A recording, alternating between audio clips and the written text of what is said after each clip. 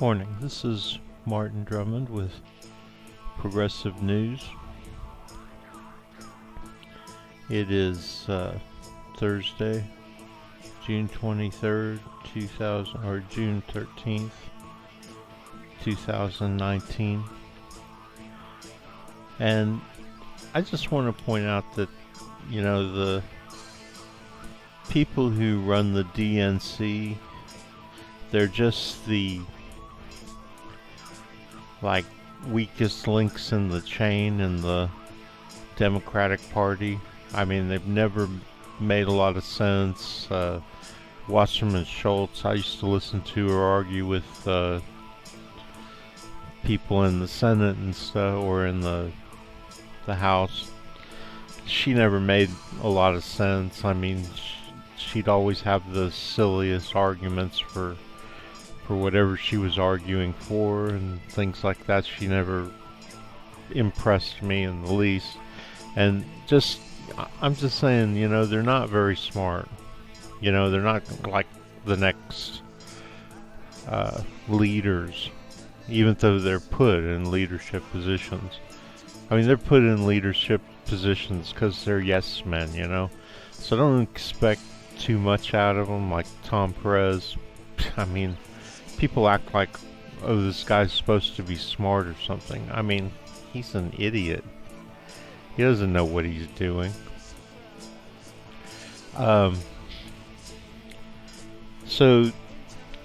Really, we shouldn't expect anything out of the DNC in terms of running the Democratic Party. I mean, liberal Democrats do the same thing as Republicans because they're both establishment, so they both behave the same way. They behave like establishment politicians. They're not of the people, for the people, by the people. They're not even elected. They're just put there, right? So the nature of establishment politicians is to do the opposite of what they're supposed to do. Like an establishment, all Republicans are establishment, except for a few. And I wish that Donald Trump had been like he pretended to be, an anti-establishment Republican. That's how he got elected, was by pretending to be anti-establishment. But these, every once in a while there's an anti-established Republican, like Feingold, and I don't know who the others were, but there are some. And they're the ones who will vote with Democrats from time to time. And usually they end up switching to Democrat, and then they find out that they're still in an establishment party, right? And that's what we're trying to change. That's what Bernie and progressive Democrats are all about. Anti-establishment, right?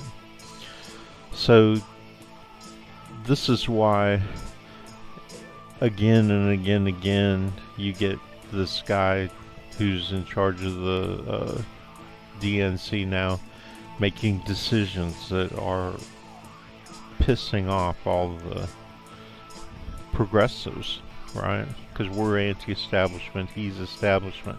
He's making establishment decisions.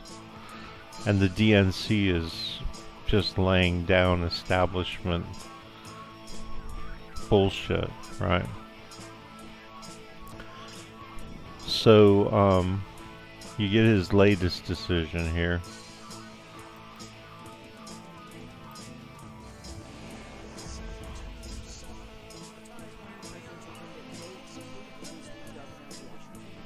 He's basically running on climate change. That's his number one go-to issue.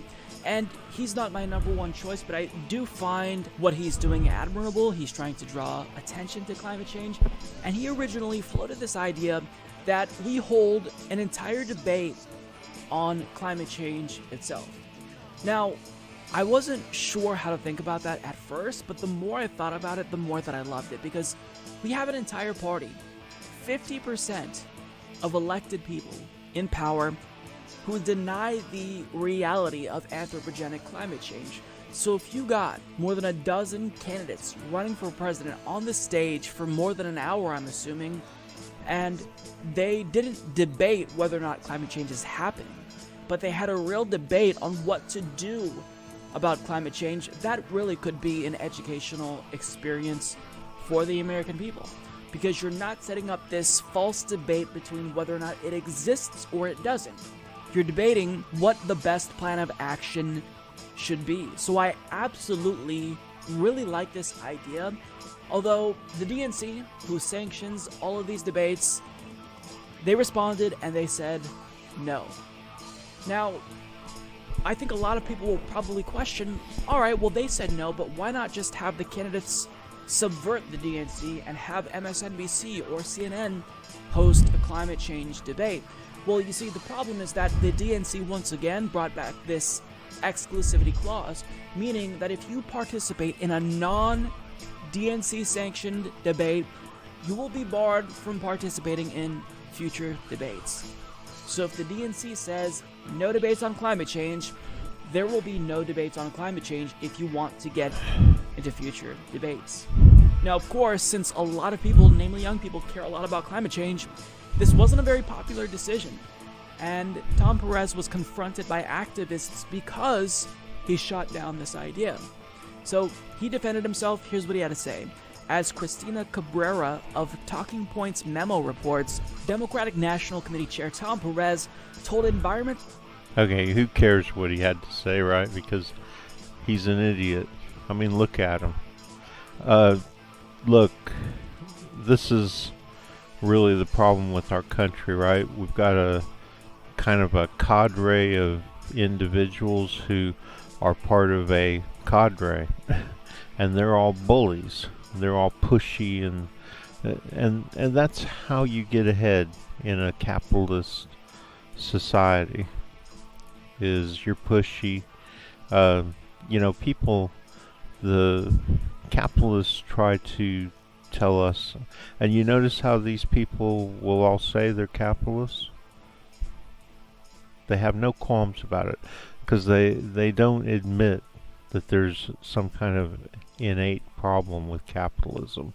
The competitiveness, there's nothing wrong with a little bit of competition, but you know what works better than competition? Cooperation. People working together to get things done instead of competing to get things done. So,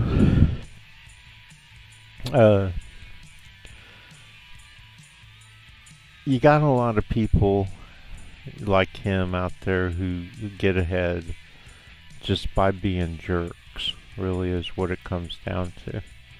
I mean, my father used to tell me that, well, you need people who are, basically what he says is you need people who are assholes to get things done, because everybody else is assholes, and you got to be an asshole to get anything done. So that's why you hire people who are assholes, God, so the whole thing is, the bizarro world of capitalism. That's what we live in the United States. But, what point am I trying to make here? We have to work our way around that. We have to find a way. That's what good people do, is they try and walk through a minefield. So you got this jerk, and he's trying to tell people that they can't have debates, and he's succeeding. You're letting him screw you out of debates. So how do you get through that minefield? Well, I say what you ought to do is somebody like me with a show, but I can't do this, but you guys can out there. You people can. A guy like Mike Figueredo or Kyle Kalinske or Jimmy Dore or one of these guys who I don't know why they're the ones who have turned out to be like instead of a guy like me. But if I was a guy like them, if I had thousands of, look at, he's got 11,000 views already on this. Look at my segments, like this segment that I'm doing. It gets like 6 views or something like that. So this guy's got a platform. So don't call it a debate, just call it your show. Say you're having a 2-hour show and you're going to have Bernie and all the, top people that would be in the debate, but don't call it a debate so that they don't lose their ability to be in the debate. And have like a 2-hour show and, give them timers and say that they get 20 minutes each. And as soon as they start talking, the timer's running, and then when they stop talking, the timer stops. And let them talk for 2 hours about climate change and what they would do about climate change. As president, they'd get 20 minutes apiece. Say there's 6 of them, right? That would give them 20 minutes apiece in a 2-hour segment. And just make it a part of your show. Don't call it a debate. And get, have a series of them. Say there's probably 10 issues that are really important. Well, make it 20. Make it 22-hour shows over 20 weeks. And it's just a show. It's not, the DNC isn't stopping shows from having multiple guests talk about a subject for hours. If you watch Sunday mornings, they'll have 3 or 4 guys all on a segment talking about a certain subject. And say that the DNC figures this out and they say, hey, wait a minute, you guys are having a debate. Well, it'll be too late then. See,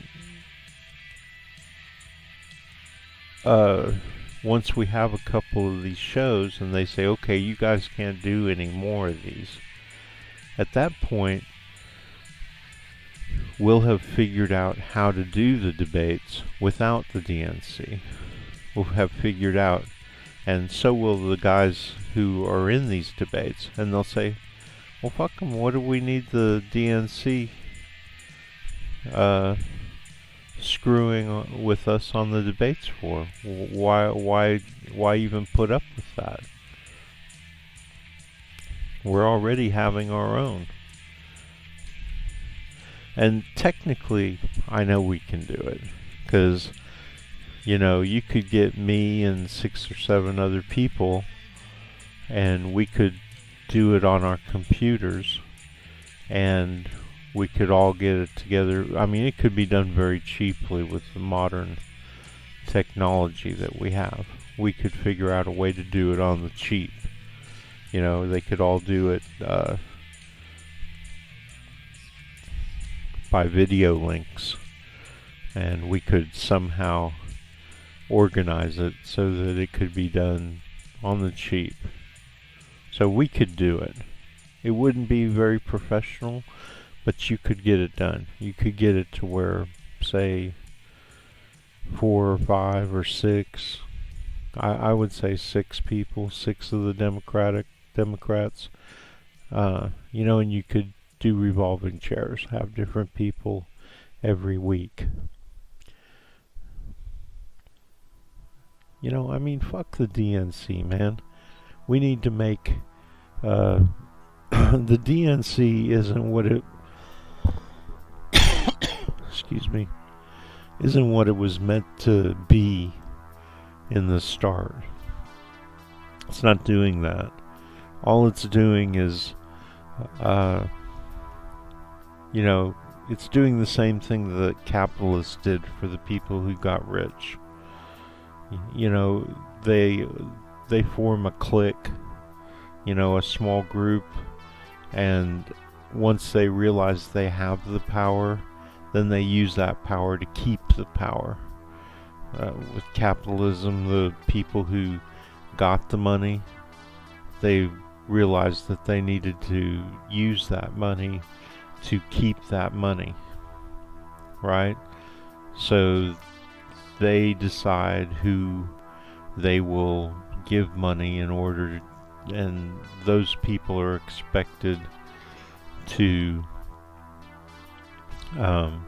work in that interest. They don't get as much money, it goes all the way down to little people, those people, but all the people in the structure are working to make sure that the people at the top keep their money, right? And we call that power. So in politics, there is money and there is power, but it's more political power is kind of the currency, right? So that's what the DNC is. It just maintains the democratic establishment. I mean, that's why it's called establishment, because it's, permanent. People come and go, but the democratic establishment, it's there, and it's, let's face it, it's rich Democrats, and they're all working for themselves. And that's just not how we want to do things. I mean, I don't know about you, I don't even know that you can call it democracy, but the idea that we're trying to promote is that we want a party that works for everybody, whether you're Republican or Democrat. We want a party that, regardless of what the party, who the members of the party are, or who the voters that support it are, that group, we want that party to represent all American citizens, right? I mean, that's what I see.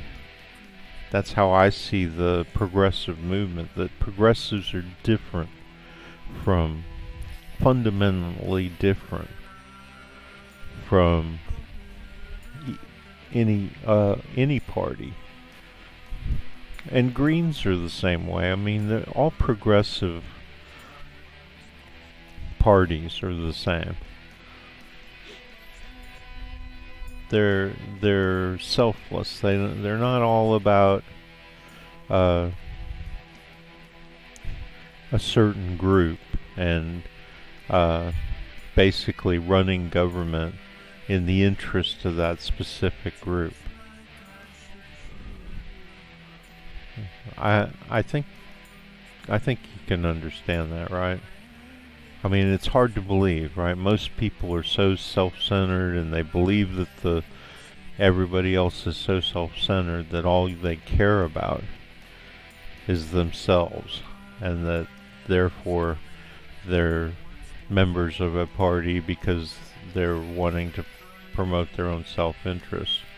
Well, I think that's true, that goes on a lot, but I think that's the opposite of what the progressive movement about.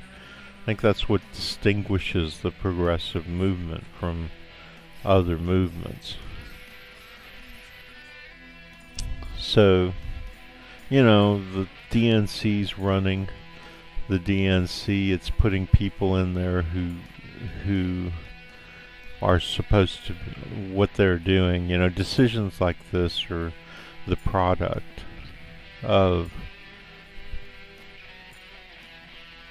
people who are working in the interest of just, you know, rich Democrats. And that's why what they're doing doesn't make any sense, you know, because they're being dicks, right?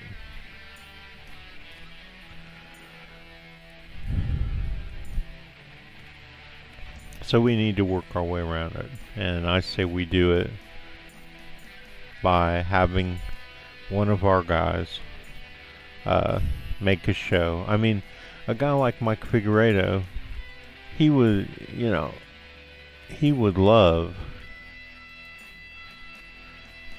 to have a 2-hour show every week where he had Bernie and Warren and Biden. Biden probably wouldn't participate, right? Because he's too much of a... But, so you would just have progressives on there, probably because the establishment Democrats would be unwilling to participate. Because they would know that it would be unfair to them, because they're inherently unfair. Right? I know that's hard to say, but it's that bizarro world of establishment politics. They're not going to want to do anything that isn't controlled by them, right? So we'll have some, you know, maybe we'll have some lesser known establishment Democrats on. Or maybe the establishment Democrats like Biden would feel pressured after they realize that, oh, we're taking over the debates. Because let's face it, if we had a 2-hour show once a week with 6 people, yeah, let's just, I'll just make up my version of it. So I'm saying we have a 2-hour show, 6 days, 6 guys picked, you know, we could find some establishment types. As a matter of fact, I'd make it 3 establishment types and 3 progressives each week. So you have a show, you have 6 panelists. It's not a debate, it's just a show where you let them talk, and you open up the show and you say, hi everybody, and I've got, you know, I don't know who they would be. I can't even think of the names. Yang and, you know, this week we have Yang and Beto O'Rourke and, you know, you could even have people who aren't running for president. That would be a good idea. Throw in some people who aren't running for president. So then it wouldn't technically be a presidential debate. But at least, so have like one who's not running for president, like Alexandria Ocasio-Cortez, and then have 2 that are, and then have one that isn't, who's an establishment Democrat, you know, Nancy Pelosi, or maybe her daughter, or and then have 2 establishment Democrats who are running for president. Give them a clock. They get 20 minutes apiece. When they run out, their time's up. They don't get to say anything more. So they manage their own time up there. You know, at the end, whoever hadn't talked at all would have the rest of the time. And if they didn't want to talk, then other people who used up their clocks could talk. And you just have, you know, I think you just have a button. If somebody, people aren't allowed to talk over each other. So once they press the button, they're on. Then their clock stops when they press the button, when they're done talking. And they know they've only got 20 minutes during the 2 hours that this goes on. I like this idea more and more. I mean, first of all, they could do it in the comfort of their own home or wherever they are, so they could be as comfortable. None of this standing for 2 hours.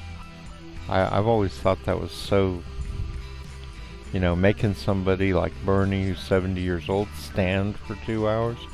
Yeah, it proves that proves he's healthy, but I mean, God, it's so pushy. It's another pushy thing about the debates. There's so much about the way people do things that is so pushy. And I really don't like that. So, let's do this. You guys, don't you think this is a great idea? Take my idea, run with it. There's, hopefully somebody out there will hear this. We've got this wonderful thing called an internet, and like so much in our capitalist system, people like me, the internet's supposed to be a place where people like me can get an airing, where people can hear us and hear what we have to say. And out of that, people who have great ideas, well, one thing that I've noticed is, even though I don't get the views like these guys get, my ideas do spread somehow. I don't know how it works, but the internet does that. And I think to a large extent it's the same old thing like, how the old Suave commercials or whatever it was, where they'd say, he told 2 people, and they told 2 people, and they told 2 people, and the screen keeps splitting up until you got like hundreds of people all telling each other. So word gets around somehow. I mean, I know that some of my ideas have gotten around, because after I've aired them, and before I've aired them, I've never heard them said by anybody else. I Google everything to make sure that when I come up with an idea, it hasn't been done before. And I'm not saying people haven't come up with the idea of how to do a debate. Obviously they have. But the question is how to do a debate and get around the DNC. And I'm telling you, this is a way to do it. What I've described just now in the last few minutes about how to have a news segment with 6 people. I've been very specific. I've laid the whole thing out for you. I've explained to you that it can be done very cheaply. It can be done on the cheap, just with internet, what do you call it? When you get a bunch of people all together on the internet, you can do that. You don't have to pay for studios. You don't have to all gather in the same city in a building in a studio kind of situation. Those things cost shit, I don't know how much. Too much for what I'm talking about. See, you have to overcome all the obstacles. You have to navigate the minefield. We can do that with this. Don't call it a debate. Just call it a news segment. The Sunday news segments do it. I see them where they have 4 or 5 people all on the show at the same time. So do something, don't call it a debate. Do it like that. By the time the DNC realizes that's what we're doing, is having debates, 2-hour debates, once a week, twice a week, whatever. I'd say twice a week would be even better.